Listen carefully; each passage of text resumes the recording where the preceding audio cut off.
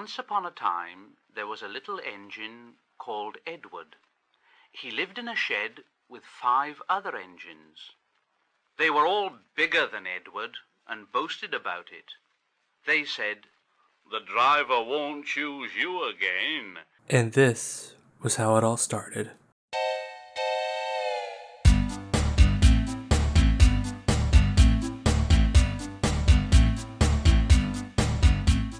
Before Thomas was a show that took many children into its world for decades, it started out as a book series called The Railway Series, written by the Reverend W. Awdry. A younger Christopher Awdry was sick in bed with measles when Wilbert told him stories, but what story outlived them all in Chris's mind? He noticed a sad-looking engine in one of Wilbert's drawings and asked for a story about him, which led to him writing down these stories, his wife urging him to get them published, and some drama later regarding publishing and the time period these were being made, and we get the first book that exceeded expectations, and it wouldn't be the first time this franchise did that. This little book series went on to do things that I never expected from a children's book series. It had character arcs, it had world building, it introduced readers to real engines and railways that existed in the United Kingdom, some still being alive to this day, and above all else, it had clever writing.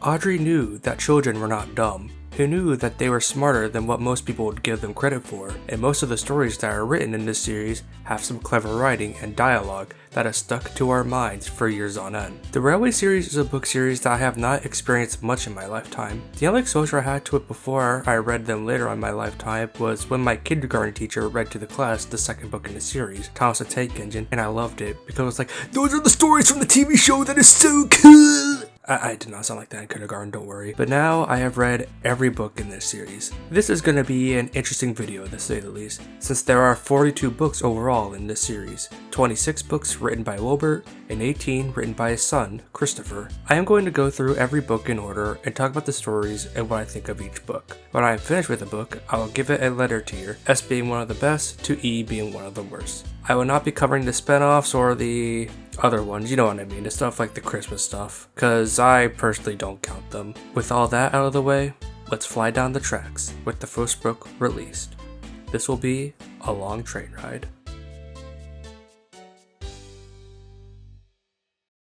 Book number 1.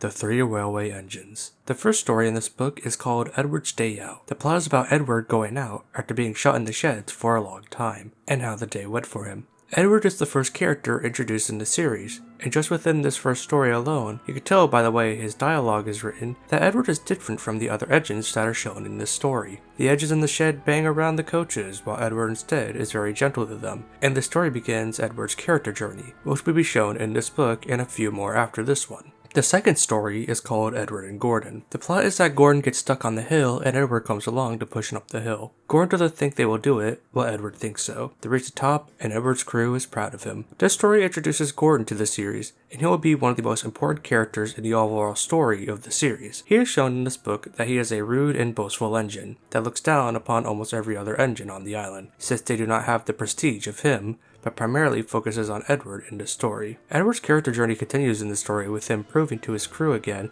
that he has value to the railway. The third story is called The Sad Story of Henry. Once an engine attached to a train was afraid of a few drops of rain.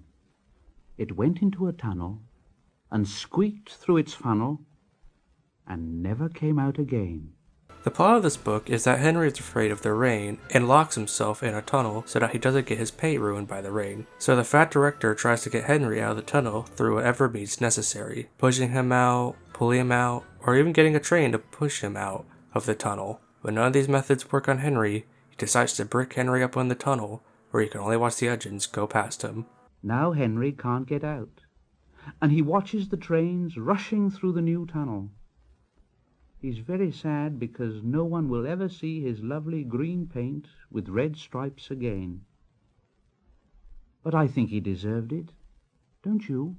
This story introduces Henry, and Henry is a character that I will have a lot more to say in another book in Wilbert's section, so that is why I'm mentioning him here. While the story is iconic, it is a little silly that they decide to brick up the tunnel when that is very unrealistic, but I do know that this was the first book and the series will find its footing later on. The final story is called Edward, Gordon, and Henry. Plot is that Gordon breaks down at the tunnel where Henry is situated, because he was trying to shit on Henry's day, like the asshole he is.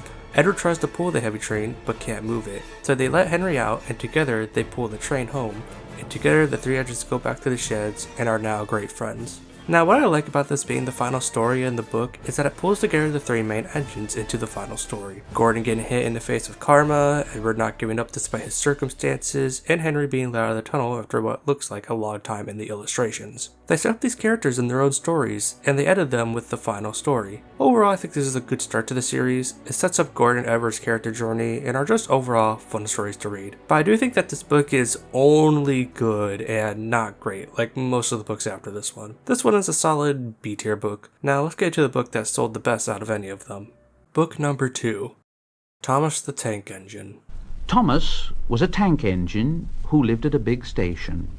He had 6 small wheels, a short stumpy funnel, a short stumpy boiler, and a short stumpy dome. The first story in this book is Thomas and Gordon, where Thomas is being a cocky shithead to Gordon, so he pays him out by pulling him from Knapford all the way to Wellsworth Station, before they have the chance to uncouple him from the express. This book introduces us to Thomas, and this first story shows the worst of him. I mean, think about it. Gordon just wanted to rest after a long day of pulling the express, but Thomas just comes in and is like, yo, what the fuck you doing resting? So I think Thomas deserves what he got in this story, and it is so entertaining. The second story is Thomas's train. The plot is that Thomas wants to do more than just be a station pilot, so he gets his chance when Henry is under the weather, so he has to pull his train. But he makes a big ass of himself after for some reason or another that we don't know about. This story shows us that Thomas has a want more than anything, which is that he wants to pull trains, but by the end, we know that he is not ready to pull trains yet, which is another step further in his arc. The third story is Thomas and the Trucks, where, once again, we hear that Thomas wants to pull trains, since he is tired of being stuck in the yard being the station pilot. So one night, he and Edward decide to switch jobs for the day, which gives Thomas the chance to get out of the yard. But once again, he fumbles and makes a fool of himself. But something that we see is that Thomas actually tries to make a good effort with this train, which makes him sympathetic to the audience, which is another step in his character arc, which leads us to the final story in this book. Thomas and the Breakdown Train. Thomas is transferred to Wellsworth Station, where Thomas witnesses a new engine losing control of a train and goes out of his way to rescue him. This leads him to the goal that he wanted from the second story of the book. He got out of the yard and is now the passenger engine on his very own branch line. While Thomas doesn't get much growth in the rest of the books, I do think that what we had here is perfect for what he is meant to be and is a perfect role model for kids. What I love about this book is that it works overall for the series, but the fact that it is also one that you could read and feel content with, which is probably the reason why it is the book that is the most published out of all of them and is the most popular with kids, other than the fact that the TV show exists, obviously. I do think that some of the later books definitely outdo this one in many ways, but I can't deny the impact this book had and how well handled Thomas's character arc is in it. It's a solid A tier book in my eyes, which is something I can't really say for the next book. Book number 3. James the Red Engine. The first story in this book is James and the Top Hat, where James goes out with Edward pulling a train, but he gets Topham Hat's new top hat wet, and that's really about it. Then you reach the second story where James pulls another passenger train, but breaks the brake pipe in one of the coaches, which is a whatever story that is somewhat memorable. Then we get a story about him pulling some trucks up the hill and having trouble with them. Wait, isn't this Thomas's story? Then we get to the final story where after Gordon takes a loop line, he takes the express and proves himself to Topham Hat and all the other engines. Yeah. After explaining the stories in this book, I think it's safe to say that this is a downgrade in almost every way compared to both the railway engines, or the 3 railway engines, fuck I fucked that up, and Thomas the Tank Engine. But we do have a reason for it. Wilbert has said that for this book, he was rushed to meet a deadline, which is why he considers it the worst book he has ever written, and I think I am inclined to agree with him on this one. James's character arc in this book is the same as Thomas's character arc from the previous book, so when you read it after Thomas's book, you realize it's not all as well handled as in that book, especially when James's want is to pull the express, which is said in the last story of the book. I will say that it is nice that they gave James a character arc and a personality unique to him, which is more than I can say for other characters in the series, and it is focused with all the stories building upon each other. It just can't really stand tall next to the older sibling next to him. While this is the worst Wilbert book, it's not the worst thing in the world or in the series. It's a book that exists. It's a C-tier book, a short one, but so will the next book. Book number 4. Tank Engine Thomas Again. The first story in this book is Thomas and the Guard. It's really all about Thomas losing his guard because Henry was late to the junction, which is the whatever story that I don't have much to say on. Then there is Thomas Goes Fishing, where Thomas gets fish in his bowler. That is the same as the previous story for me, where it's a whatever story. But the later two stories I think are pretty good and have merit to this book being a good book overall. The third story is Thomas, Terrence in the Snow. This story is all about Thomas being rude to Terrence and getting a big old case of schadenfreude. It's a fun story that gives us more insight into what Thomas's branch line is like, with the inclusion of Terrence the Tractor. Then the final story is Thomas and Bertie. It's definitely the most memorable story in this book. The story is just one giant race between Thomas and a new character in this story, Bertie, the bus. It's a fun story that I think would leave any kid first hearing this book on the edge of their seat. This book is not really anything special, but it's a good book and does what it has to do. Focuses on Thomas's branch line, we focus on Thomas in the first two stories, and we meet two characters on his branch line in the final two stories. It is world building, but I think that this one doesn't really excel at things that the first two books did to begin with. It's a solid B-tier book. Now let's see how Gordon and Henry are doing. Book number 5. Troublesome Engines. The first story in this book is Henry and the Elephant. The story is Henry being pulled from his duties to help deal with some tunnel problems, which ends up being an elephant in the tunnel that shits on Henry's day. The story may seem like it isn't all that important, but the main story will be a primary focus for one of the stories later on in this book, and the fact that it sets up what is happening on the main line after Thomas has left for his branch line. The next story is Tenders and Turntables, where we see Gordon and James having trouble with turntables. This is the story that leads us into the next story, with all of the engines being fed up with what they have been to and thinking that they are beneath their own shunting duties. Then we reach Trouble in the Shed, where all of the big engines strike against Sir Topham Hatt, which leads to him getting a new engine for the yards, which turns out to be Percy. What I like about this story is that Edward comes in clutch with being the only engine willing to shunt trains for the other engines, and the fact that introduced Percy. If you see my videos on the classic series, you will know that Percy is my favorite character in the entire franchise. So reading the story and seeing him be the typical cheeky but charming self is one that I never tire of. Best engine will ever be, best engine. The final story is Percy Runs Away, where the big engines learn their lesson from the strike and go back to work. Percy forgets to whistle the signalman, which leads to him almost getting hit by Gordon, and leads to him running into a pile of earth. This is not the best story in the book, but I definitely like the overall finality to the overall story in this book with the end. Gordon helps Percy, and they get along as well as they can. Also, it's Percy, so bonus points all around. I am incredibly biased to Percy, and y'all are not going to ignore that. Overall, I do enjoy this book that has a good overall story with them being connected and how it introduced the best engine ever made in this franchise. While not being my favorite book, it's definitely one of the best books in the series so far. A good old A-tier book. The next book, however, is the real game changer for how this series will be perceived. Book number 6.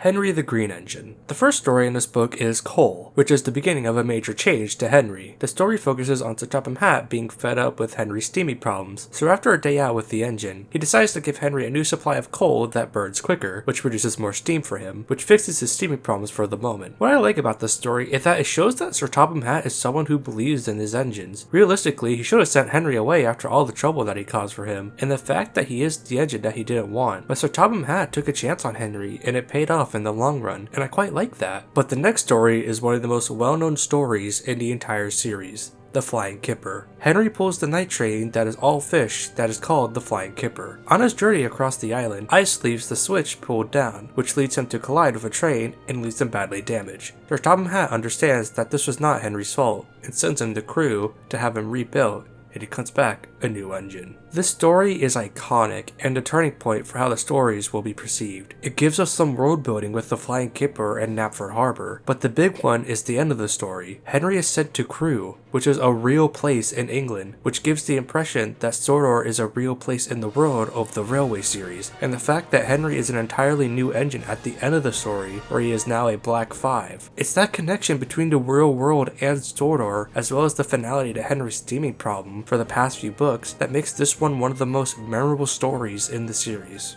But the next 3 stories in the book are ones that I don't really have much to say on. Gordon's Whistle is a Gordon story where Gordon is jealous of Henry's new shape after his accident. It's a good story, and I like that Percy tries to comfort Henry after Gordon assaulted him. Then we get a random Percy story that feels out of place in this book. Like, Henry is barely in the story, and it mainly focuses on Percy. And then we end the book with Henry dealing with boys throwing rocks at him and the coaches, which is a somewhat funny story. I have a lot of respect for this book, for what it did for the future of the book series with the real world connection, how it ended Henry's steaming problems, but I think the last 3 stories are not all that important to Henry and really are skippable. This is a solid B tier book for me, but we gotta focus on a new character now. Book number 7. Toby the Tram Engine. The first story in this book is Toby and the Shout Gentleman, where Sir Topham Hatt takes his family out for holiday, and on their holiday, they meet with a new character in this book, Toby. Toby is a character that I love in the books, with him being old and wise, but has a funny bone, which is shown in many stories in this series. I love how we learn of his little line on the mainland, and how Sir Topham Hatt meets him for the first time. You feel bad for Toby at the end of the story, which transitions nicely into the next story, Thomas in Trouble. In this one, Thomas gets into trouble with the local police officer on his branch line, because he does not meet the requirements to run the line to the quarry. That's when Sir Topham Hatt realizes that he could get Toby to come to the branch line to work the line to the quarry. There's not really much to this story to talk about, it's a story to explain why Toby is coming to the railway, and it works as it is needed. The next story is a fun one, and probably my favorite story in the book, Dirty Objects. In this story, James is rude to Toby for how he looks, but gets his own comeuppance when he loses control going down the hill and crashes into 2 tar wagons. Now what I love about this story is that this is the first time we see Toby's true nature. He makes fun of James at the beginning of the book about his bootlace situation, and then jokes with Percy when they are clearing away the mess that James made. It's also just a fun story overall. Not an all-time favorite story, but one that I enjoy a lot. The final story is Mrs. Kindly's Christmas, where we learn about this woman named Mrs. Kindly who lives on Thomas's branch line and prevents an accident, where she is then thanked by Sir Topham Hatt and Thomas's crew on Christmas Day. Not a story that is important to Toby whatever, as it is more of a Thomas story than anything, but the story that makes you feel good by the end of it, and I don't think you could take that away from this book. This book was overall very cozy. Nothing super exciting with the stories in this book, but learning all about Toby and how he has affected the characters at Railway is overall very cozy, especially by the end of the book. A solid B-tier book. Now let's see what a certain big engine is up to. Book number 8. Gordon the Big Engine. The first story in this book is Off the Rails, where Gordon refuses to take a train of cars, so he rolls off the turntable and into a ditch. This event leads him to have the express taken away from him, and it makes the title of this story clever, because it's both symbolic and actual. Off the rails literally, and symbolically off the rails with Sir Topham Hatt. The lowest Gordon has fallen in his life. The next story is Leaves, where Gordon is disgraced from the Express and is made to shunt and pull goods trains, while James and Henry take the Express during this period. Gordon takes pity on James, who has a hard time pulling the Express up the hill, and helps him. Now this is a story that I love in terms of Gordon's character, since it shows by the end that he is growing as a character, but it's just James being boastful and Gordon helping him up the hill with the Express. Even as a kid, I didn't like the adaptation of this episode in season 3, The Trouble with Mud, but it's a story that only stands out for that, whereas I think that there are other stories that do that while being fun in their own way, like Thomas and the Trucks. This then leads us to Down the Mine, which is one of the most iconic stories in the overall series, where Thomas is his usual cheeky self and makes fun of Gordon and then falls down a mine shaft. Gordon takes pity on him and helps Thomas, thus forming an alliance. I love this story for the fact that it's one of the most memorable moments with the mine shaft crash, as well as the fact that it ends with the rivalry between Thomas and Gordon being done. The book ends with Paints, Pots, and Queens, where the Queen of England is coming to Sodor and the island is getting ready to greet her. Thomas and Gordon put in a good word for each other, and the book ends with the Queen meeting all the engines. This could have honestly been the final book in the series. It feels like it in certain ways, especially with how Gordon's journey in this book is the most satisfying, with him growing from the last 3 stories. Going from someone who was the worst possible engine on the railway to someone who learned from his experiences throughout the entire book. This is a book that does a lot of things right, and is definitely one of the best books of the series. Definitely top 10 with how it begins Gordon's character journey throughout the rest of the series and all the memorable and well-told stories that are in this book.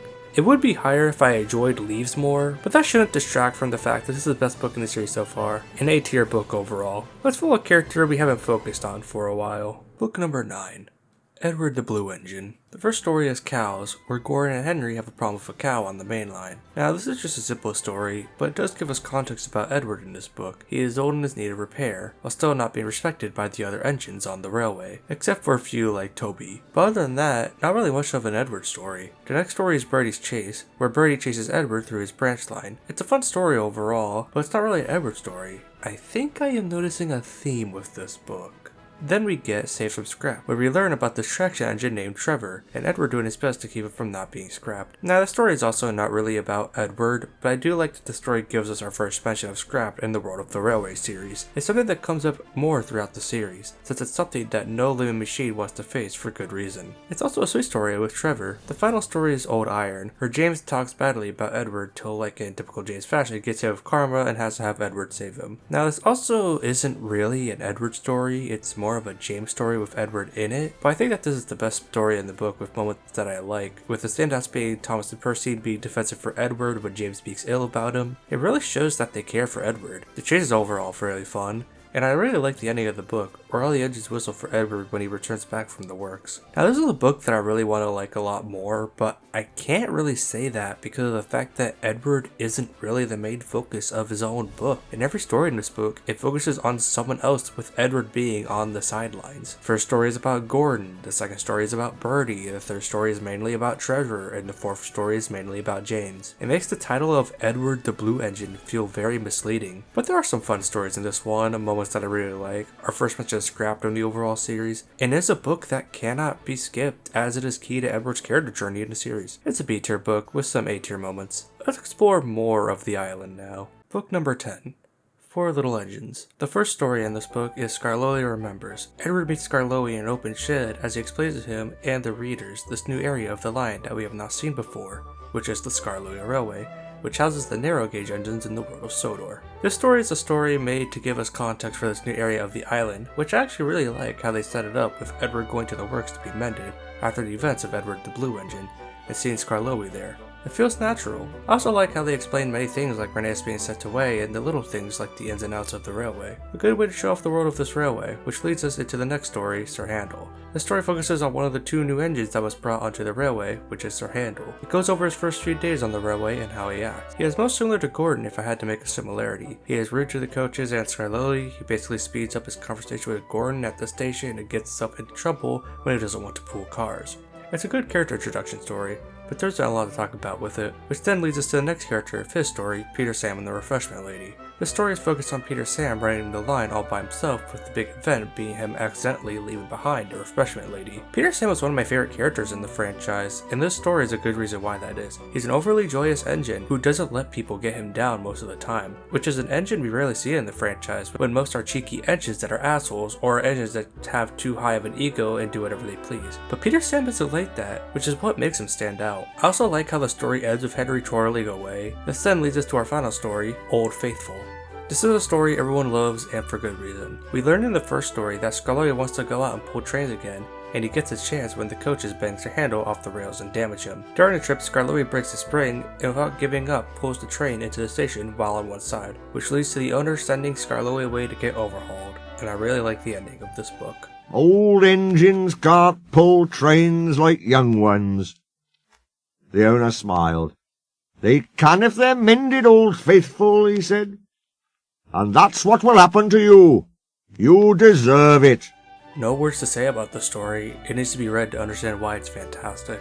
This book overall is a great book that gives us a new railway to follow with its own history and engines to follow with personalities that make them memorable. But I do think that this book is outdone by some of the later books about this railway. But I think that goes to show just how strong this book. But I think that just goes to show how strong this book really is when it's one of the best books in the series so far. A high A-tier book. Let's go back to the main line. Book number 11.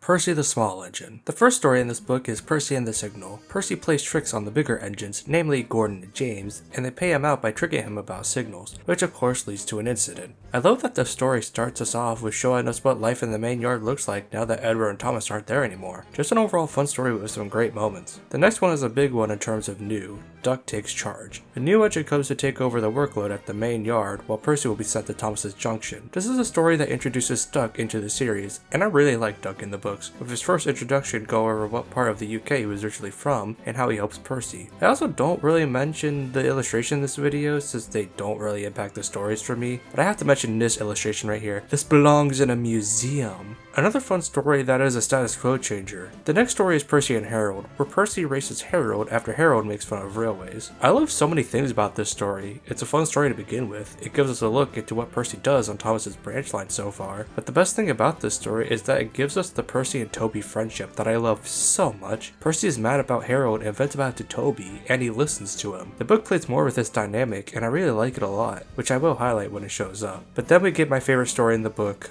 Percy's Promise. Percy promises Thomas to take some passengers home, when the situation gets worse for Percy when it pours rain and floods a section of track, which dampens his fire. But with some help from the guard and Herald, Percy makes one great effort and gets the train home. The story feels like the end of Percy's journey of being a cheeky engine from the first story to really standing up for himself and looking past things in this story, as well as the fact that he is put in the worst situation Engine has been in to get somewhere, a flood that can get him and his train stranded, but makes a great effort to get them to the station. That has always been a favorite story for me, and I could say that I still love it all these years later. I think it would be obvious to think that this would be one of my favorite books in the series, since Percy is my favorite character in the franchise, and you would be right because I really like this book. I do think that later books are better than this one, but this is my pick for personal favorites, which is why I give it the first S tier book in the thing so far, but whatever.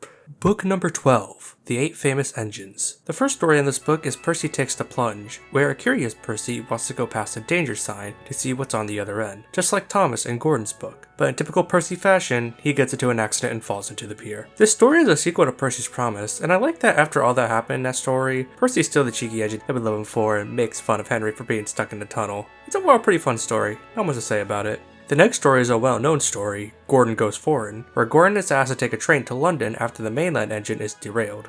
This is definitely a story that is better when you know certain things about trains with this. I am of course talking about the argument over what the main station in London is. Once you learn that it's different for which engine was under which family of train, it makes the story even more clever and funny given that they are arguing over something so minuscule. But this is definitely the best story in the book, and one that gets better with the more info you learn about trains and the history of London railways. The next story is Doubleheader, where Toby is marooned on the main line after a little mishap with a signalman and James has to push him to the work. This is probably my favorite story in the book, just for one reason, which is the James and Toby dynamic. James is boasting about himself after he gets the express after Gordon returns from London, but Toby's just there basically saying indeed in a way that's just like, I don't give a shit and I love it a lot. And I am willing to bet that Toby was having a good laugh at the end of the story when James gets made fun of. The final story is The Fat Controller's Engines, where Sir Topham Hatt takes his engines to England to show his engines off. I don't really have much to say about this story aside that it's a nice way to bridge the real world into the stories, but that's really it. Overall, a really good book that gives most of the characters a story that sticks in your head. Though it is weird that Edward wasn't in any of the stories given that the book is called The 8 Famous Engines. I wouldn't say that this is one of the best books in the series, but it is overall a very strong one. A solid A tier book. Now let's start seeing the first sign of change for railways across the world.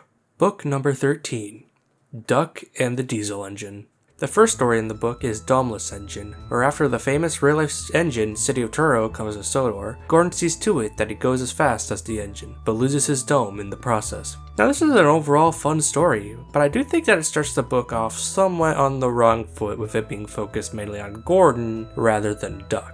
Duck gets time to shine in the story with him meeting City of Truro, but I feel as though Duck could have played a bigger role in the story overall. But it does connect with the rest of the book with the opening sentences in the next story. So it's not the worst thing, just something I noticed while reading it. The next story is Pop Goes to Diesel, where Topham Hatt brings Diesel to trial and has Duck teach him the rope. But Duck instead plays a trick on Diesel, which is the catalyst for the last 2 stories in the book. This is where the real plotline of the book really begins in my opinion, with how Duck is portrayed in the introduction of Diesel. It is clear that in the first sentence of this book, that after the visit from City of Truro, Duck got a huge head and basically becomes an insufferable engine to deal with, which is something that will be played into later in the book, and the overall themes in the overall book. And then there is Diesel, who is our first ever Diesel in the overall railway series, and I love the fact that Diesel is the bog standard Diesel at that moment in time, since it's a nice parallel to Duck, who is also a bog standard engine around when he was first made. It's a nice parallel that makes the overall themes of this book even better. The next story is Dirty Work, where Diesel finally pays out Duck for playing a trick on him and tells the trucks names he gives Gordon, James, and Henry, which leads to Sir Topham Hatt sending Duck to Edward's station. Now if you think about the story and all that has happened in not only this book, but in Percy the Small Engine with Duck Takes Charge, you think to yourself that Duck kinda deserved what he got in this book. He was an asshole to the big engines, especially in this book with domeless engines and the beginning of Pop Goes to Diesel. Also the fact that Diesel is the one to send him away is what kickstarts the apprehension towards Diesels for the characters, but especially James with how that will be handled in a future book, which is pretty deep for a children's book if you think about it.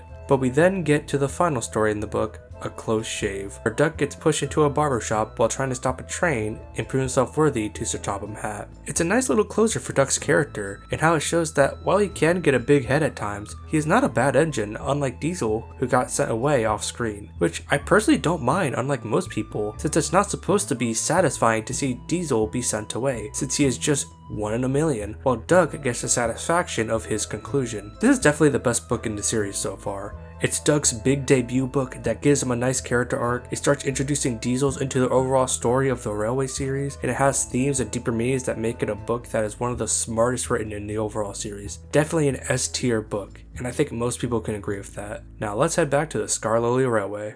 Book number 14.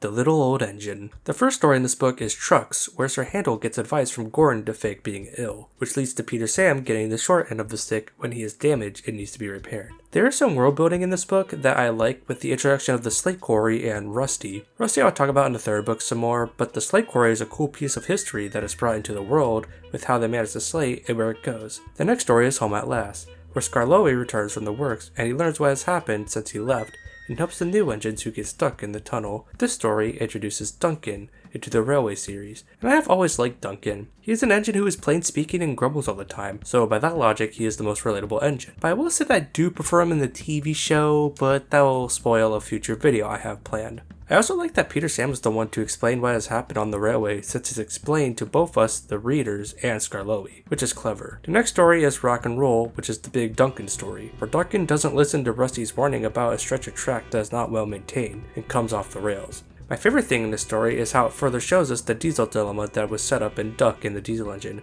with how Duncan feels about Rusty, and the fact that James boasts to Duncan about the diesel from the previous books. It's the little moments like that that makes me appreciate this franchise even more. Though it is interesting that after this book, Rusty basically stops existing in the books altogether. He shows up in the later ones, but we never really see him be a spotlight character in the other ones. We then get our final story in the book, Little Old Twins. I don't really have much to say on the story of this book, since it's just people coming to the railway, but I do like that the story sets up some things in the series, with Peter Sam talking about Sir Handel and his whole line before they came to the Skarloey Railway, which I like a lot and will be talked about more in the other Skarloey book, and I love the connection that the end of the book shows us with the real life engine Tally Klin, who is the basis for Skarloey. This is an overall good book of the series to show us what happened on the Skarloey Railway after Skarloey left and his return with the new characters. Don't really have a lot to say on this one.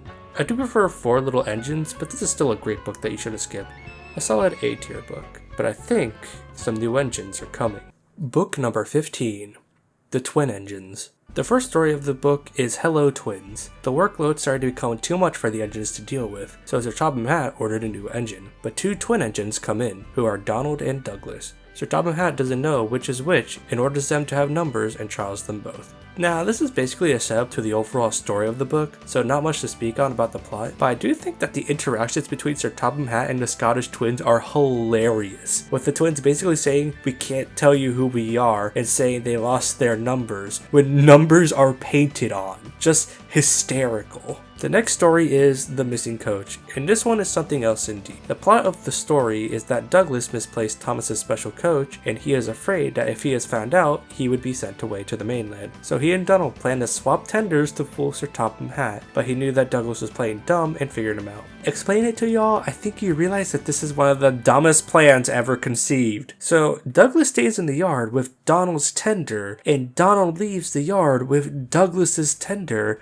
and they play dumb to Sir Topham Hatt. They are so fucking stupid. All they really had to do was to not get caught, was to literally have Donald stay in the yard and have Douglas leave with the goods train. It's this reason that makes The Special Coach the worst story Wilbert has ever written during his run with the Railway series. Even with the weaker books I've gone over, there wasn't anything bad I can say about them. Reading this story, I understand why they never adopted it for the TV series in season 2. At least the story has world building like The Special Coach itself. but that's really about it. The next story is Brake Van. The story is basically just the Donald and Douglas fought Lois at Topham Hatt story, with Donald breaking the signal box and Douglas breaking the brake van. I honestly don't have much to say about the story other than that I like that in this story we learn that Douglas was the stowaway and that Donald was the engine that Sir Topham Hatt ordered. And let's talk about the best story in the book, The Deputation, where Percy helps Donald and Douglas start a deputation to get them to stay, and it ends with Sir Topham Hatt keeping the twins with one of the best endings in any book so far in the series.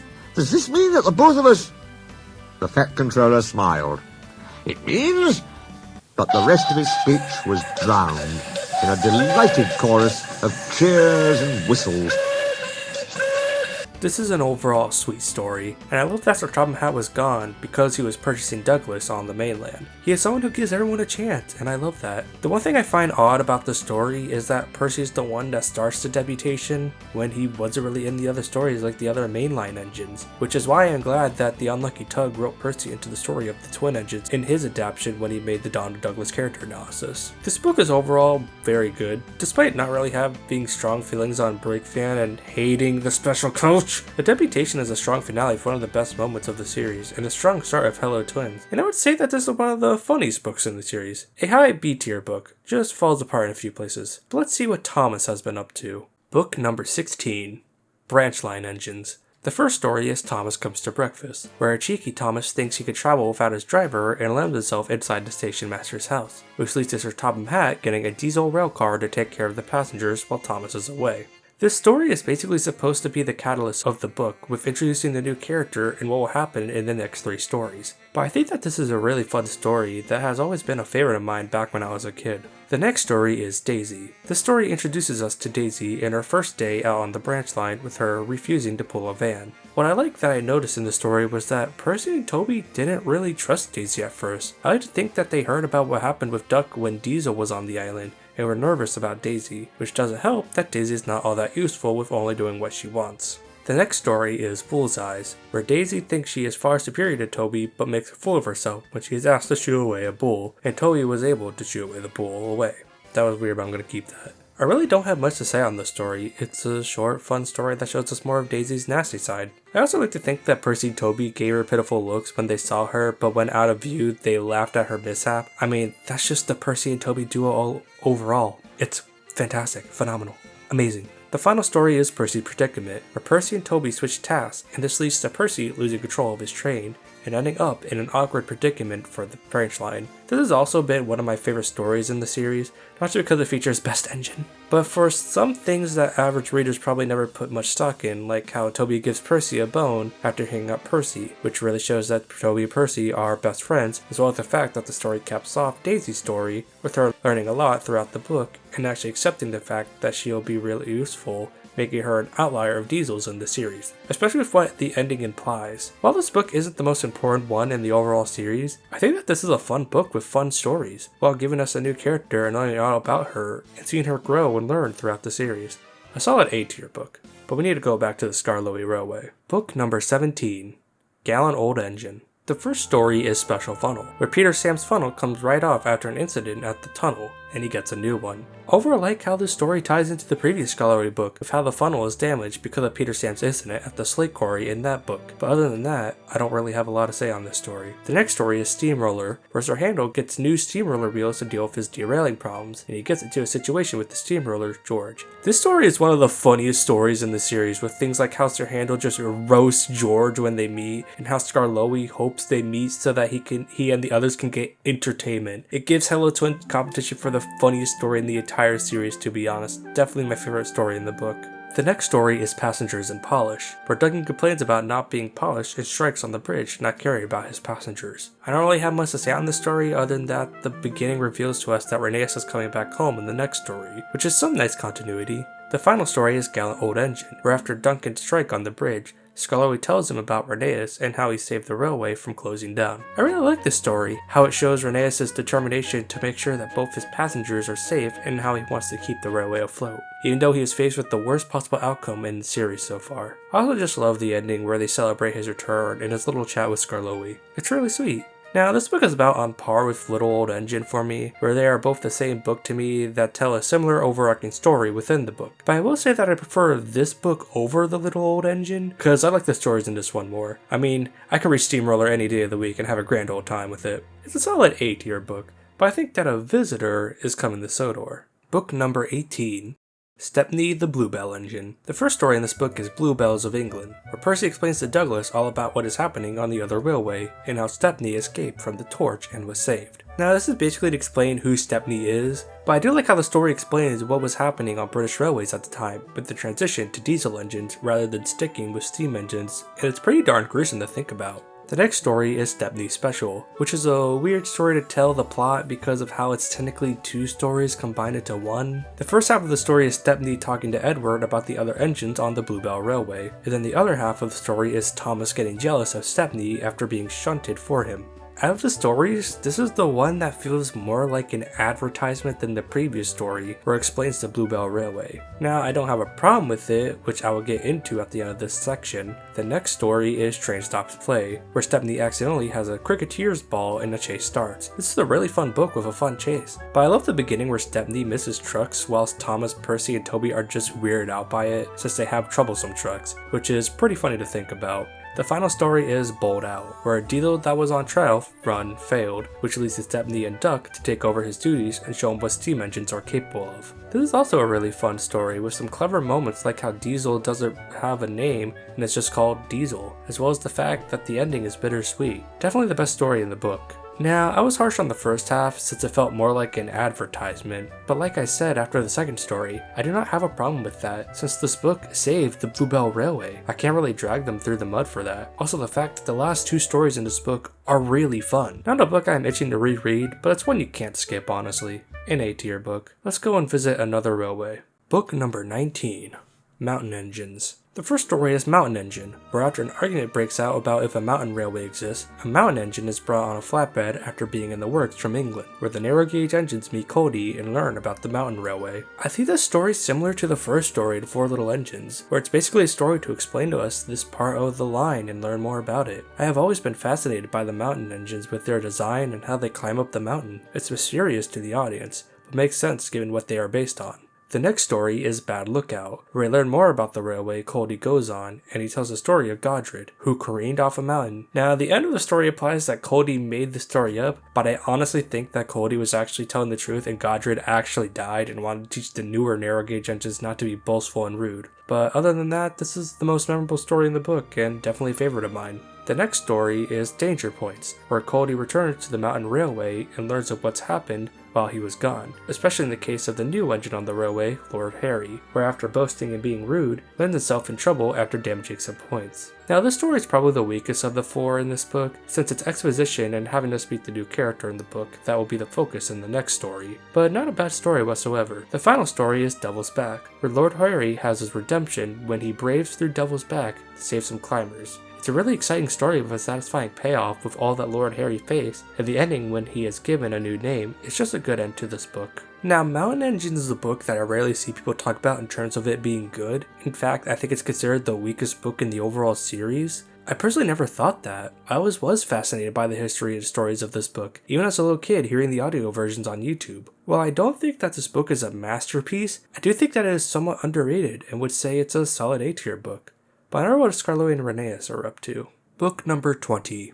Very Old Engines. The first story in this book is Crosspath. This story goes over Scarlowe's first day on the railway, where he was a route engine and wants to do nothing but pull coaches, which gets him wrapped in a tarp as punishment for not doing the task he was given. What I find interesting about this story is that it takes place before everything else that has happened in the series so far, which makes the reader want to learn more about this road of Sodor. The next story is Bucking Bronco, where Scarlowe goes over his first proper day of work and how it all went with taking the director and manager. Now, this is personally my least favorite story in the book, since the interesting stuff with Rheneas coming to the railway and Scarlowe being told that he needs new modifications at the end are all interesting, but I never really was interested in the middle part of the story, which prevents it from being a favorite for me, but it's still a great story. The next story is Stick in the Mud. It continues off the previous story with Skarloey coming back with the new modifications, with the major one being the added cap. The story goes over how Skarloey and Rhaenyra became friends, and it is fun to read through as it shows us who they really were back then. The final story is Duck and Dukes, where the railway celebrates Skarloey and Rhaenyra's birthday. What makes this story one to remember is the fact that Peter Sam talks about a duke, and the way he talks about him is interesting. This is dreadful, he wailed. The thin controller said the owner said the Duke said he was coming to our centenary to open our extension round the lake. And now he's scrapped. And Skarloey's and Rhaenyra's birthday will be spoilt. Oh dear, oh dear. This implies something that will be concluded in a later book, but other than that, this is a story that is a nice closure of how they celebrate Skarloey and Rhaenyra's birthday, and how they tied it to the Tallyclin Railway. This is a book I can't really do justice to. It's the most lore-packed book with the most world building, seeing the Skarloey Railway before the rest of the engines, before Sir Top Hat, and so many other things. It makes this a book that on the first read leaves you wanting to learn more about this line, and what happened to Skarloey and Rhaenyra back then. I have no problem saying that this is an S-tier book, and one of my personal favorite books in the series. Let's head back and see what is happening on Edward's branch line. Book number 21. Mainline Engines. The first story is The Diesel. Bill and Ben's trucks are taken by a diesel, and they play a trick on the diesel to get the trucks back. I like this story, as it shows us the new characters that are integral to Edward's branch line. We get Bill and Ben, who add more world building to the world with the introduction of the China clay pits, and we get Boko, who will be important in the next two stories. Also the fact that it's just an overall fun story. The next story is Buzz Buzz, where James disregards Boko after they talk about Bill and Ben, but James then gets hit with a heavy dose of karma when a beehive breaks open at the big station, and he gets bees on his boiler and one stings him on the nose. There really isn't much to talk about with this story. I just think that it's a really fun story that helps further along Boko and the Diesel plotline. The next story is Wrong Road, where Gordon and Edward are sent down different railway lines, with Gordon ending up on Edward's branch line, where he is threatened by Bill and Ben when Boko comes in and shoos them away. What I like about this story is that it basically puts an end to the Diesel plotline that was set up back in Duck and the Diesel Engine. All the engines hated diesels, but Boko managed to win almost everyone over, with Gordon being the final boss of this story arc, and I think that it's a fitting way to end the arc with the prejudice against diesels. But we get one more story. The final story is Edward's exploit. Edward takes a heavy train of passengers down his branch line, but on his way back, he is hit with fierce weather and breaks down en route, but gets the train back home. This is one of, if not the best story in the Railway series. The story starts with the big engines talking about how pathetic Edward is when he struggles to get the train going. Then en route, Edward breaks his frame and a pin, which leaves him in the worst possible scenario to be in. Heavy rain and wind are hitting the island hard, his sandbox isn't working, and he has no side rods, while pulling a heavy passenger train. The odds are stacked against him, but he manages to pull through and gets the train home to the big station. And I love every minute of this story. Mainline Engines is my favorite book I have talked about so far. It focuses more on Edward's branch line. It gives us new characters, fun stories, an end to Edward's character journey, and gives us an end to the Diesel storyline that we have seen for the last few books. This is an easy S tier, but I think we should explore more of the island. Book number 22. Small Railway Engines. The first story is Ballast, where Duck goes down a section of line he's never been to and meets the small railway engines, Bert, Rex, and Mike. The story is basically a way for us to learn about these characters that we have never seen before, similar to the first stories of Four Little Engines and Mountain Engines. I really like the introduction to the small railway engines, with the added world building they added with how they came, how their railway operates, and how we get a taste of their banter. The next story is Tit for Tat, where two clergymen come to look at the railway and accidentally muddy Bert, so he pays them out, which leads to hilarity. This is a fun story where we learn about the thin and flat clergymen, who are Wilbert, Audrey, and Teddy Boston, which is like the most meta thing in this series so far, and it's hilarious to me. I also like that this story shows us more of Bert and how he is vengeful and pays people or engines out if he felt like he was attacked. Definitely my pick for favorite story in the book. The next story is Mike's Whistle, where a crossed Mike takes a passenger train and loses his whistle over being cross at a cow. The story is pretty fun and shows how Mike is different from Bert with how he easily gets crossed, which could land him into trouble more than anything. I also like how Mike is different from other engines by preferring taking trucks over passengers, which is something that I had never expected to be in the Railway series or even the show for that matter. The final story is Useful Railway, where an overzealous Rex takes the first wool train and sits up on the side of the line over an accident, but the three engines come together at the end and realize that they are a useful railway. The story shows us who Rex is as a character. He is the chipper one of the three, but he can be a bit overzealous at times. But other than that, I really like the story, but it's far from my favorite in the book. The best way to describe this book is charming. It takes place on a charming railway with a trio of charming characters that gives us world building up the wazoo and stories that are fun and charming. This is definitely one of my favorite books in the series, and I think anyone could get into this with little to no knowledge on the Railway series. An S tier book. Let's see what is happening on the main line. Book number 23.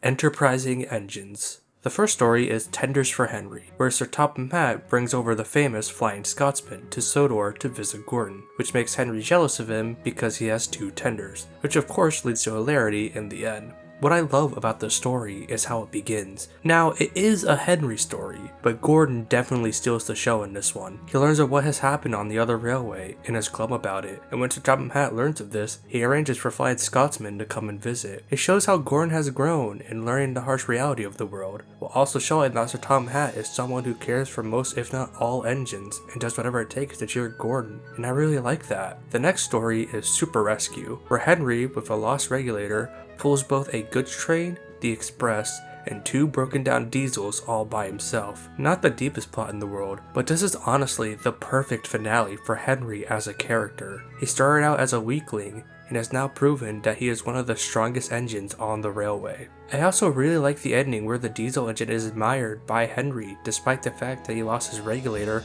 and still did all that work. It's like a child being admired by an old person.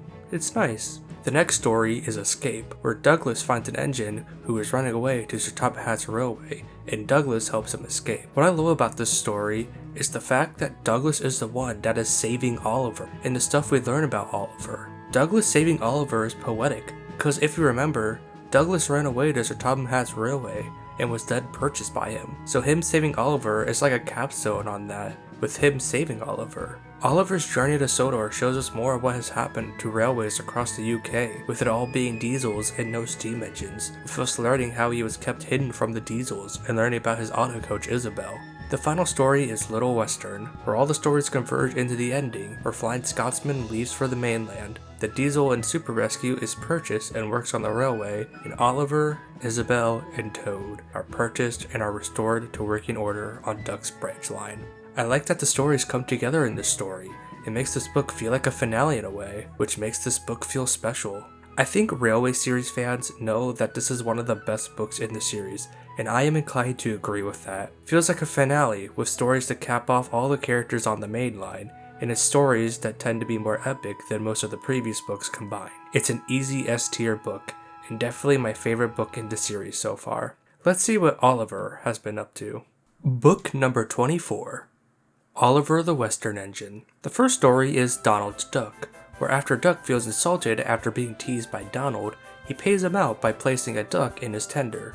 But Donald gets the upper hand by putting an egg behind Duck's bunker, and that is basically the story. I love the story still, since it's basically just 2 engines basically joking around with each other, and I think that it's pretty darn funny. It's also the first proper introduction to Duck's branch line. The Little Western, so that helps. The next story is Resource and Sagacity, where Oliver gets a big head after being complimented by the big engines, which of course leads him into trouble. There isn't a lot to say about this story, but I do like how it shows Oliver's personality. He is someone who could be easy to please and will get a big head. Other than that, this is a story I quite like. The next story is Toad Stands By, where Toad hatches a plan for Oliver to get the trucks to not play tricks on him, which leads to an incident. This is a good story that I really like, with Toad standing by Oliver despite the fact that he is Douglas's brake van, and the fact that Oliver low-key killed Scruffy and that Sir Topham Hatt told Oliver to not tell the trucks that he was broken before he came, which is hilarious to me. The final story is Bulgy, where a bus named Bulgy takes away the Little Western's passengers till he gets hit with karma after lying about being a railway bus. This is a good story, but it doesn't really flow well as a final story in this book, which is really my problem with this book. The stories are all fun, but when taken all together, they don't flow well and makes the book's pacing feel haphazard more than anything. But it's far from a bad book. I just like the previous ones more, and the next two more than this one. It's an A-tier book, but Peter Sam mentioned someone named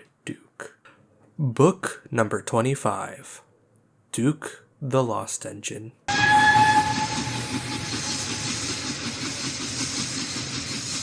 Once upon a time, 3 little engines lived in their own little shed on their own little railway. Duke was brown, Falcon blue, and Stuart green. Duke was the oldest. He had been the first engine on the line, and named after the Duke of Sodor. He was proud of this, and wanted everything just so. The first story is Grand Puff, where we learn about this Duke that was mentioned in very old engines.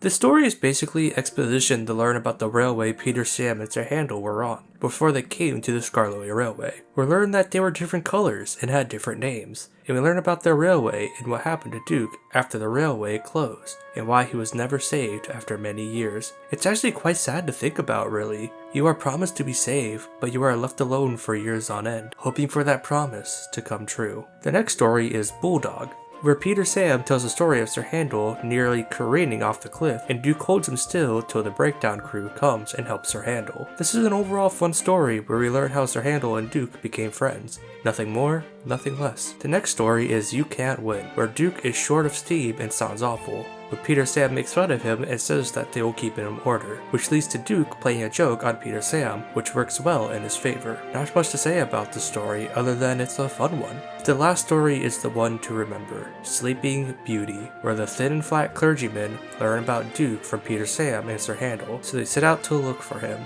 They were about to give up when the fat clergyman fell into Duke's shed and he was rescued. This story pays off setups from previous books in a brilliant way. The railway being mentioned in Little Old Engine, the mention of Duke in very old engines, and the small railway being above the old railway in small railway engines. It all comes full circle in this story, and it pays off in a fitting way, with Duke reuniting with Peter Sam and Sir Handel. This book is definitely one of, if not the best book in the series, and I do think that.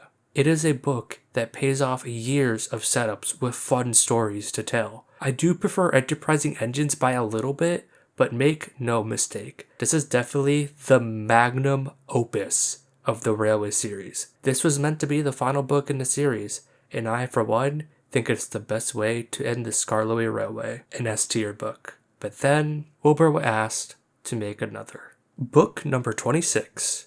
Tramway Engines. The first story in this book is Ghost Train, where Thomas makes fun of Percy about his ghost story, and Percy plays a joke on Thomas after his accident with the help of Toby. This is a fun story with how Percy and Thomas are shown, but obviously my favorite part about the story is how Toby helps Percy with his joke on Thomas, and they talk about it in the morning. It really shows that Percy and Toby are actually the best friends in the Railway series over the typical Percy and Thomas that we all know. The next story is Woolly Bear, where Percy gets into a series of incidents after being insulted by Thomas, which leads to him being made fun of by Thomas and Toby after he is covered in hay. This is a fun story, and I love the jokes in this one, with Thomas calling Percy a green caterpillar with red stripes, which is ironic given the history of Percy being made all the way back in the 5th book. The next story is Mavis, where the new character Mavis doesn't think highly of Toby and makes a fool of herself at a level crossing with Toby helping her. This is a good story, showing us who Mavis is as a character at the start, but I just love Toby in this one. He straight up watches Mavis look like a dumbass and only helps when he learns that Sir Topham Hatt would be cross at him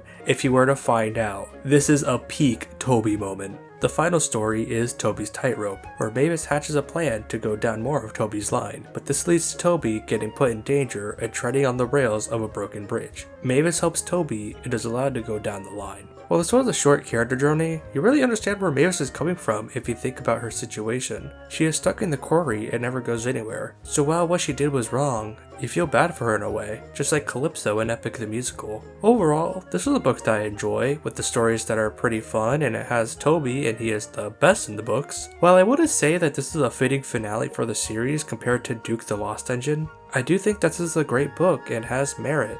It's a solid A-tier book. But that is it for Wilbert's books. He retired after this one.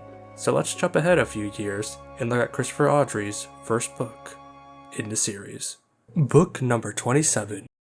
Really Useful Engines. The first story is Stop Thief, where Thomas learns about two thieves who stole a car from the station master and stops them. There really isn't much to talk about with the story. It's whatever to me. There isn't even a chase in it when it could have easily been one. The next story is Mind That Bike, which is a simple story about Percy and a bicycle belonging to the postman that gets destroyed. Like with Stop Thief, there really isn't much to talk about with the story. I do like that we learn about the post train in this story, but that is really all I could say about it. The next story is Fish, which is about Duck helping Henry with the flying kipper and getting into an accident. I don't have anything to say about the story, just like with the previous two stories. The final story is Triple Header, where Percy, Duck, and Thomas take the express after Gordon and Henry fall ill. Now, I like this story, but it feels somewhat weird in the overall book. There is something about it that just feels off to me. Then I realized that the stories didn't really connect, which made it feel like it wasn't as impactful as it should have been. But I do like the ending where Gordon winks at Thomas, which is nice continuity from Gordon the Big Engine. Overall, for the first book Chris wrote, it was an overall fine book. I don't hate any of these stories, but I would be lying if I said I wasn't somewhat bored of them, except for Triple Header. I didn't expect masterpiece material with Chris as the writer, but I would say that Wilbert didn't start off amazingly, so I am willing to give this book the benefit of the doubt. It's an okay C-tier book, but I think we should see if James will end his prejudice with diesels. Book number 28.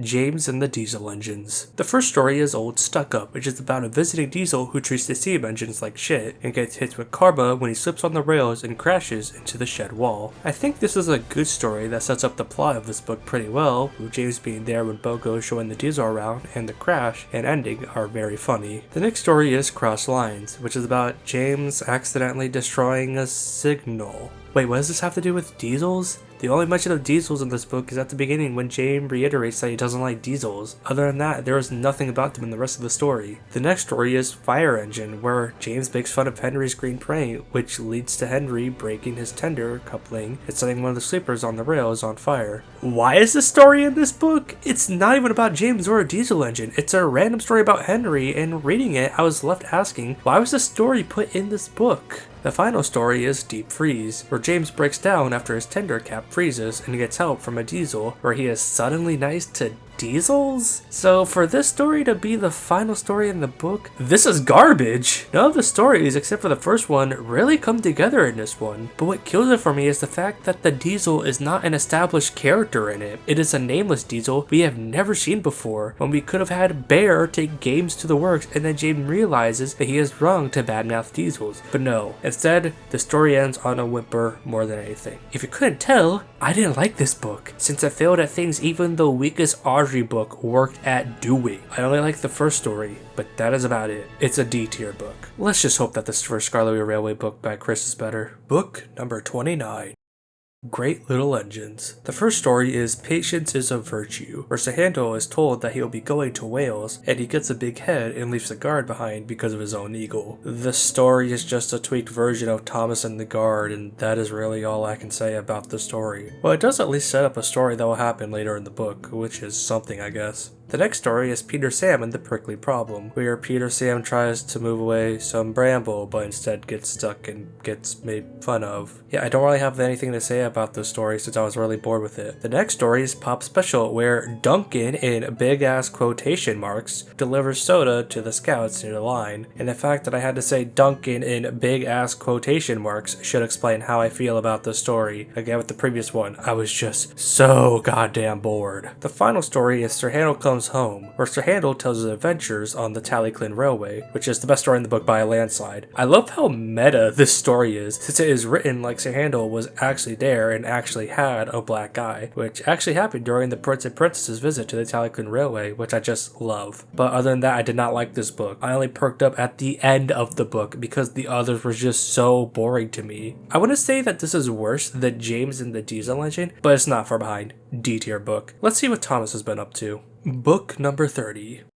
More about Thomas the Tank Engine. The first story is Thomas, Percy, and the Coal, where Thomas becomes boastful and then gets covered in coal dust, while Percy makes fun of him, then in typical Percy fashion, gets into an accident. Now, I really don't have much to say about this story, but I do like that it sets up a feud between Thomas and Percy, but that is really about it. The next story is The Runaway, where Thomas gets a relief man, and he forgot about the handbrake, which leads to Thomas starting off without his driver or fireman, and then a chase with Harold happens. Now, this is the most fun story in the book, but doesn't really tie into the previous story that much aside from mentioning the feud between Thomas and Percy from time to time. The next story is Better Late Than Ever, where Thomas becomes late with the viaduct on the main line being in repair and Bertie teases him, but then learns that sometimes being late isn't a bad thing. This is the most boring story in the book, and it doesn't even connect to the feud that Thomas and Percy were having from the beginning of the book, so it makes the story all the more skippable. The final story is Drip Tank, where Thomas and Percy's feud ends when Thomas breaks down and apologizes to Percy after he called him a trip. This is a whatever story to me, but I do like that the book ends with Thomas and Percy on good terms. But other than that, I don't have much to say about the story. The book overall was whatever to me. It's not the worst book I've read, but it doesn't really stick in my mind in the way it should be, because I remember this book mainly for the fact that this book is made for there to be stories for season 2 of the show. But I will say that the book is better than the episodes in season 2 because of Drip Tank. It's a C-tier book. Let's see what Gordon has been up to. Book number 31.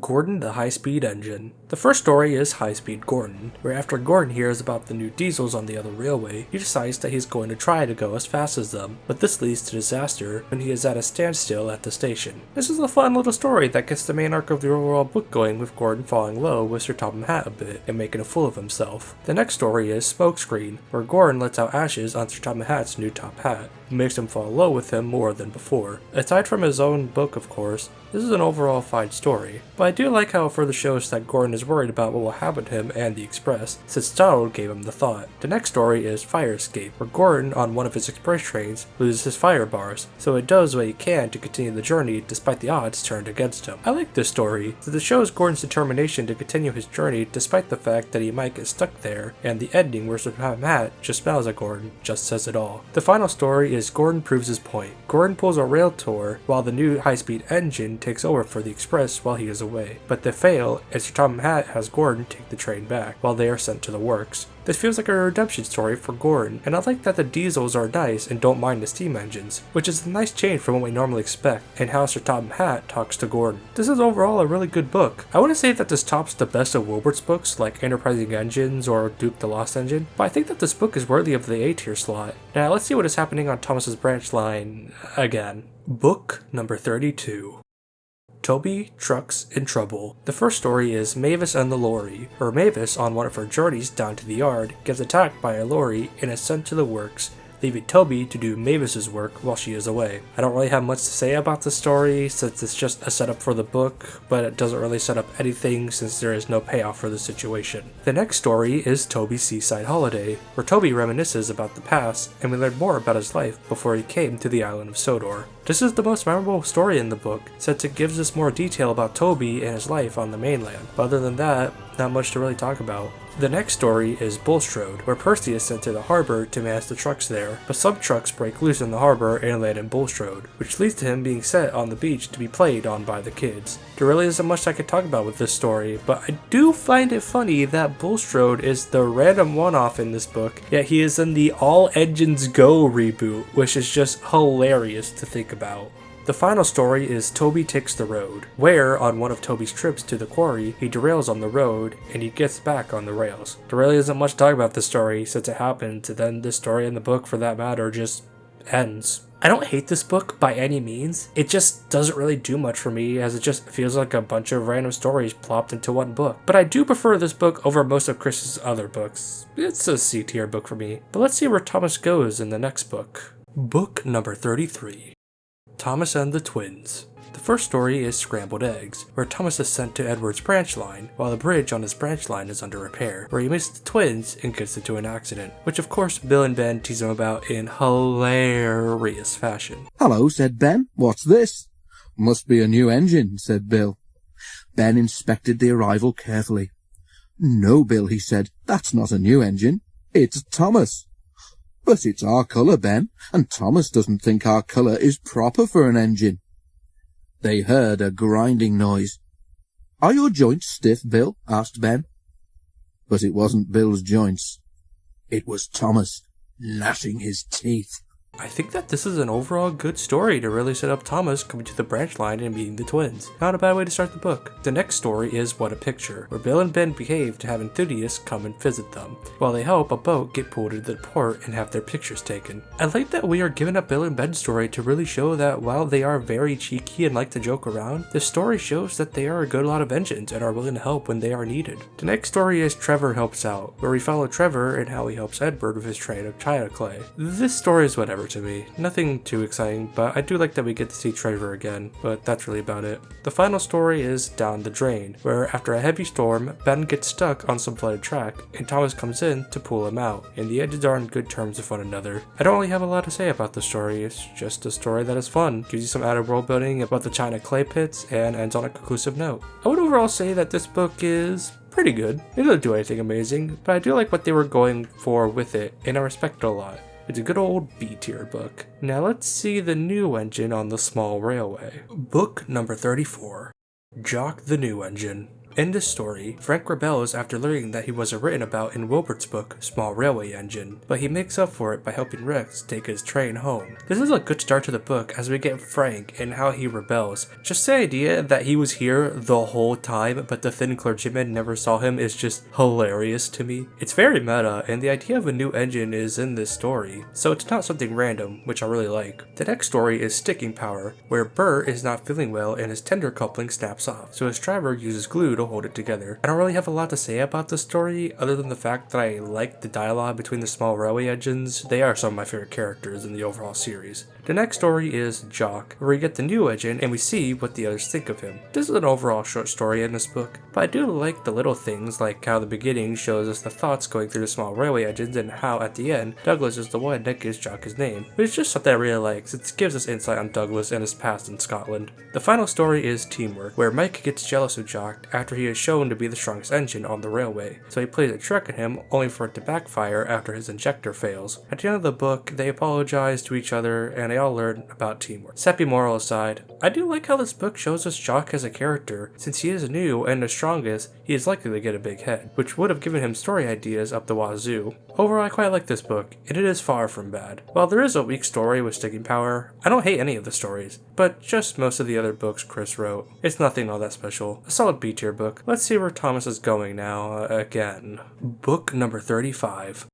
Thomas and the Great Railway Show. The first story is Museum Piece, where Thomas is selected to go to the National Railway Museum, but on the way, he damages its front and is put in a siding, since he can't travel like the way he is. Not a lot to talk about with the story aside, since it exists to tell us why Thomas is going to the National Railway Museum, but it's not a bad story whatsoever. The next story is Not the Ticket, where Thomas is taken to the Railway Museum by a lorry, but on the way, he sees an officer write a ticket to the lorry driver over Thomas. Just like with the previous story, there really isn't a whole lot to talk about with this story, but it's not a bad one. The next story is Trouble on the Line, where Thomas is repaired at the museum and starts his exhibit at the museum where trouble happens on the line. Hey, that's the name of the story. Overall a good story, but the best part of the story is seeing the engines in this one, like Green Arrow and a Great Western looking engine that looks like the pre-M class of locomotive. If I messed that one up, tell me in the comments. The final story is Thomas and the Rail Tour, where Thomas takes a rail tour with Green Arrow and Thomas prevents an accident on one of his trips to the seaside. An overall good story with more of the famous engines that show up in the beginning like Mallard, and it ends on a satisfying note with Thomas making sure Tom is proud of him despite all that has happened in the book. Now, there isn't a whole lot to say about this book, but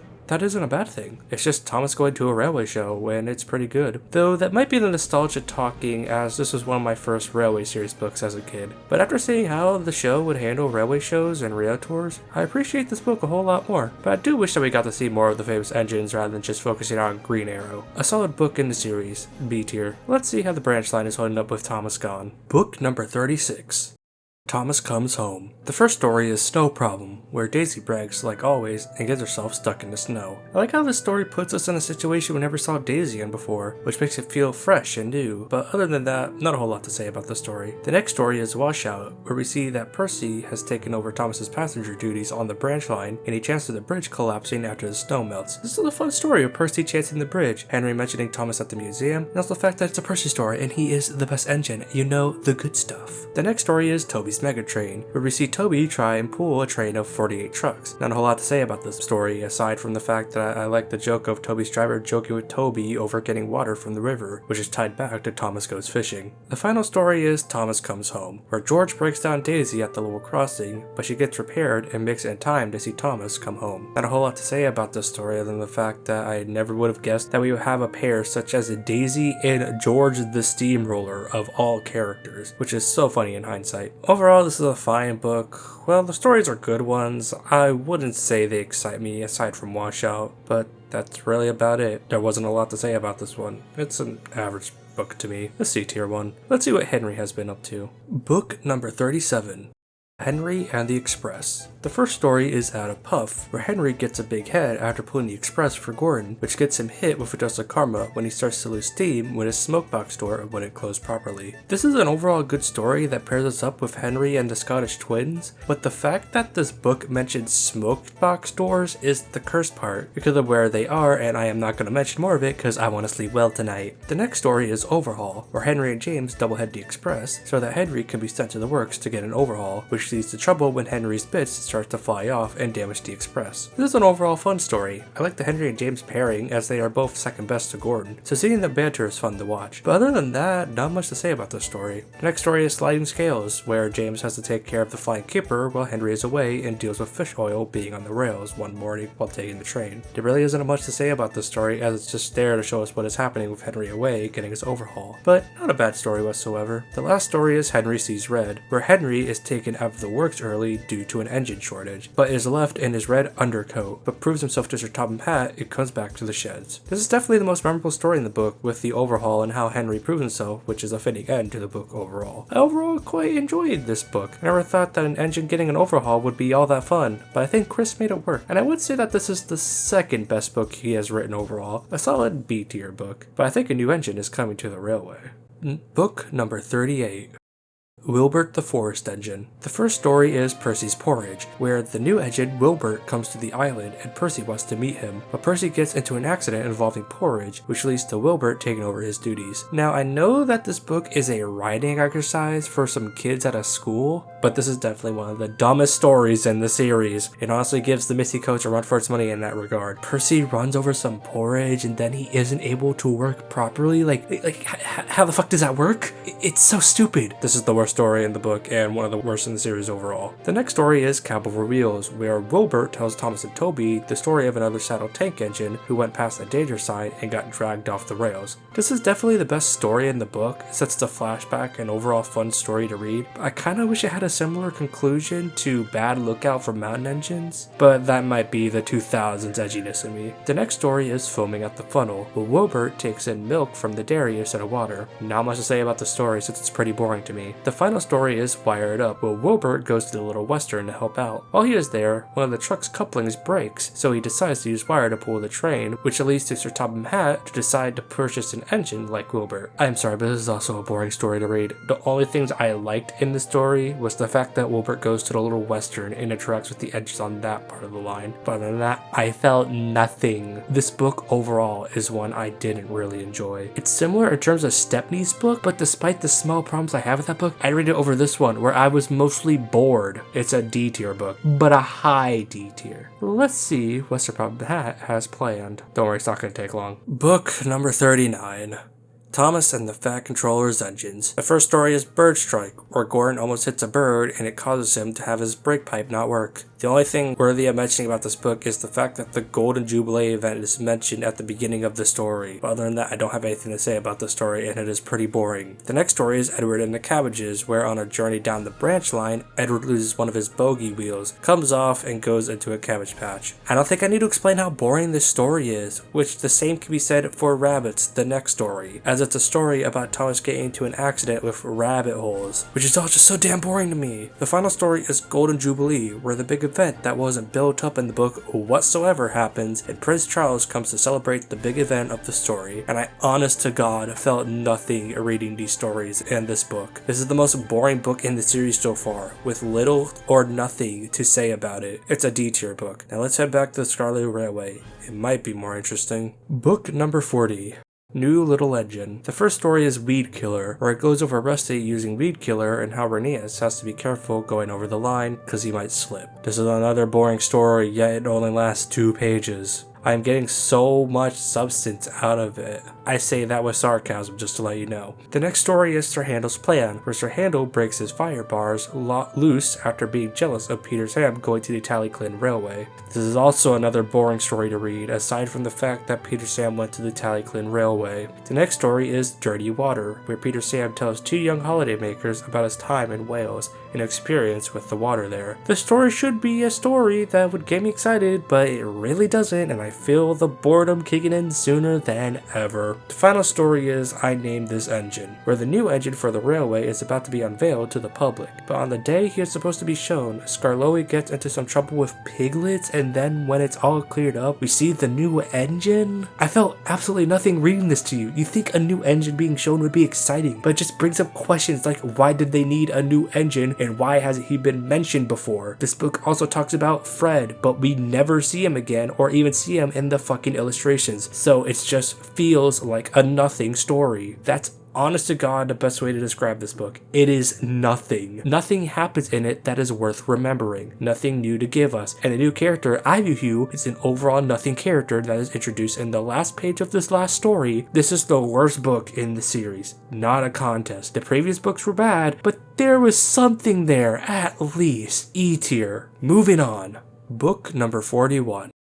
Thomas and Victoria. The first story is Overworked, where we see the situation on Toby's line where he is having a hard time taking workmen up to the quarry. Meanwhile, Thomas finds an old coach and suggests to Sir Topham Hatt to repair the coach, which leads to Victoria being sent to the works. This is a good introduction story, but I honestly don't really feel much towards it other than how have they not noticed Victoria in the bush sooner than now in this book? The next story is Avalanche, where Victoria tells Edward about her time as a coach in the past. And I quite like this story as it gives us insight on her life, and it is the most memorable story in the book for that reason. The next story is Eels on Wheels, where Daisy remarks about snakes to Percy and the others and then gets into a situation involving eels and gets made fun of. This is the most random story in the book. Like, it doesn't really have anything to do with Victoria. Like, why is this like just so random? The final story is Toby's Vintage Train, where Victoria is finally repaired and sent to Thomas's branch line, but Terrence's load falls onto the line, but the rails are fine and Thomas drops Victoria off to Toby, and now Toby has no problems with the workmen anymore. This story should feel more like a finale than it did, because I overall felt nothing reading this story. This book is similar to Wilbert's book, where I really don't have much to say about it other than I like the flashback stories, but other than that, I was bored. But I do like that it tried to world build more, but overall it's a book that I am not a fan of. D tier.